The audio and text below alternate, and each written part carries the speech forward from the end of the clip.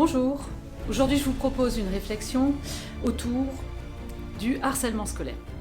C'est un sujet délicat parce qu'aujourd'hui, le harcèlement ne s'arrête plus aux grilles de l'établissement, mais continue à la maison en raison des réseaux sociaux, et c'est le cyberharcèlement.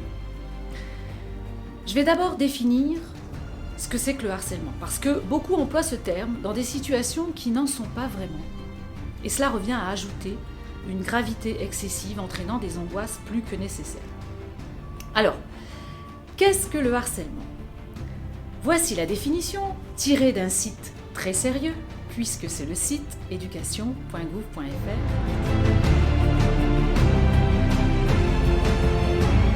Que le harcèlement est une violence répétée qui peut être verbale, physique ou psychologique, et quel est le fait d'un ou de plusieurs élèves à l'encontre d'une victime qui ne peut se défendre.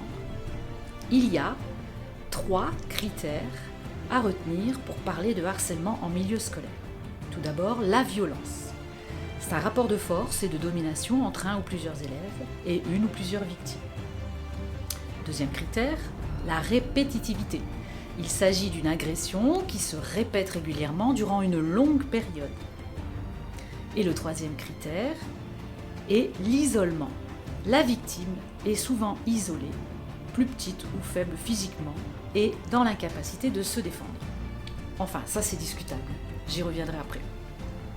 Déjà là, nous voyons qu'il ne s'agit pas de disputes entre garçons, de rivalité entre filles, entre copains, entre copines qui se disputent la popularité dans la cour de l'école.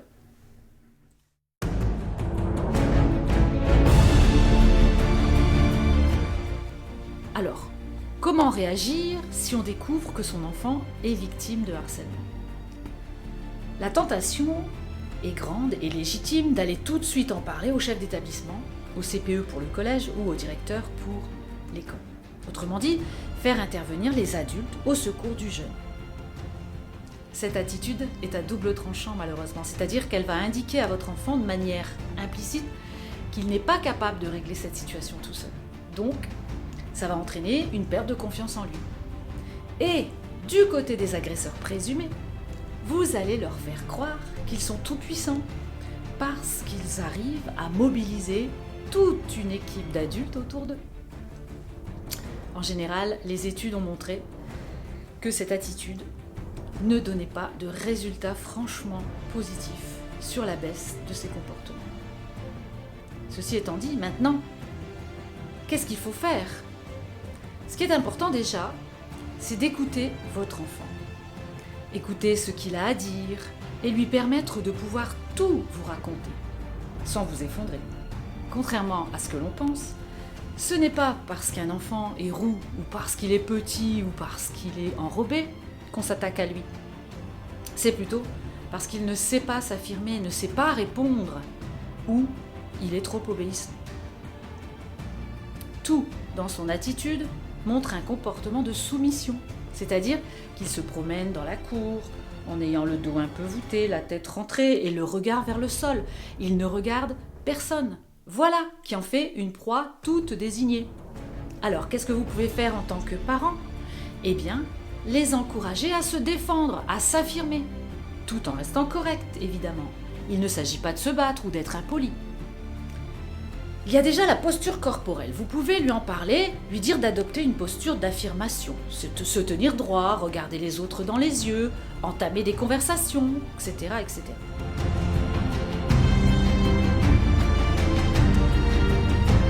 Autre chose, vous pouvez élaborer avec lui des réponses qu'il va apporter aux remarques qu'on va lui faire. Vous allez lui apprendre à se défendre de manière correcte et élégante. N'hésitez pas à employer l'humour. Je vais vous donner quelques exemples tirés du livre d'Emmanuel Piquet, « Te laisse pas faire ». Une jeune fille est harcelée par d'autres filles qui n'arrêtent pas, chaque jour, de lui faire des remarques sur sa taille. Alors nous avons mis en place des petites phrases, des flèches en quelque sorte, qu'elle va pouvoir décocher pour toucher l'autre, du style « Ouais moi je suis peut-être petite, mais toi c'est ton cerveau qui est petit pour faire de telles remarques. Et si tu fais ça pour être ma copine, sache que je veux bien qu'on se parle parce qu'on est des êtres humains, mais on sera jamais amis, parce qu'on n'est pas compatibles. »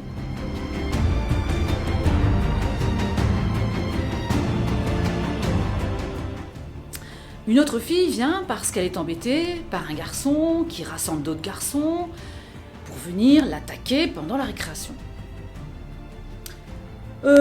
Tu sais ce que racontent les grandes personnes quand un garçon vient embêter une fille? Ben, ils disent que c'est parce qu'il est amoureux d'elle. Alors, t'es amoureux de moi?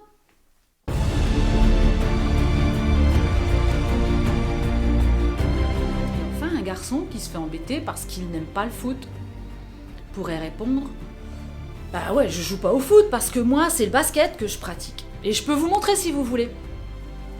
Ou: ouais, le foot c'est bien, mais on n'est pas obligé de tous aimer les mêmes choses, hein. Et moi, je préfère parler aux filles pendant la récréation. Pourquoi? Vous êtes jaloux?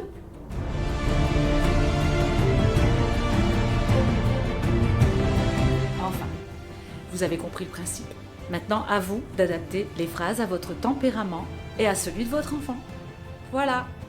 J'espère que cela vous sera utile et je tiens à vous remercier chaleureusement parce que vous êtes de plus en plus nombreux à partager et à apprécier ces petits moments entre nous. Alors, à bientôt pour de nouvelles aventures!